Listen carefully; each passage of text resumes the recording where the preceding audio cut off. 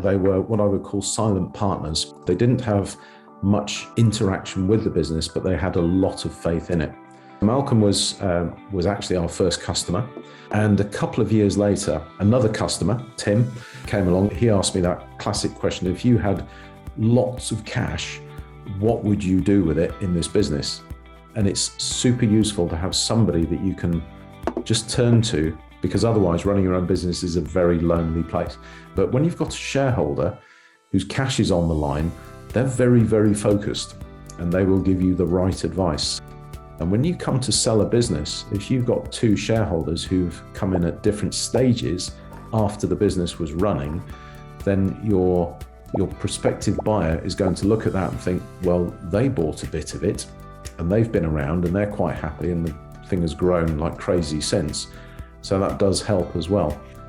This was at an interesting time for the business because we were doing okay, but I'd reached the point where the business had hit a bit of an EBITDA ceiling and I knew it could do much more, but I wasn't really able to take it to its next level. So I realized this is the time to get somebody else in. And I looked favorably at PE, as we had three companies who ultimately put an offer in with us.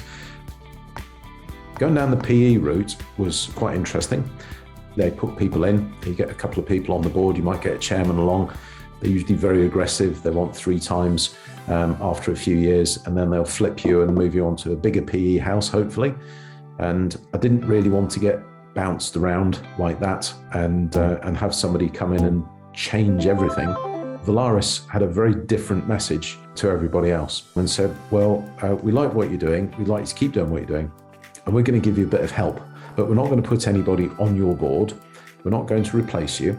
We're going to give you a realistic earnout and you're going to have to work hard, but we're going to help you every step of the way. From what I've heard from friends and colleagues who have also sold their businesses, earnouts are a bad thing and are to be avoided because you're probably going to get stitched up. It's not always the case. It depends on who's buying you and what their intentions are.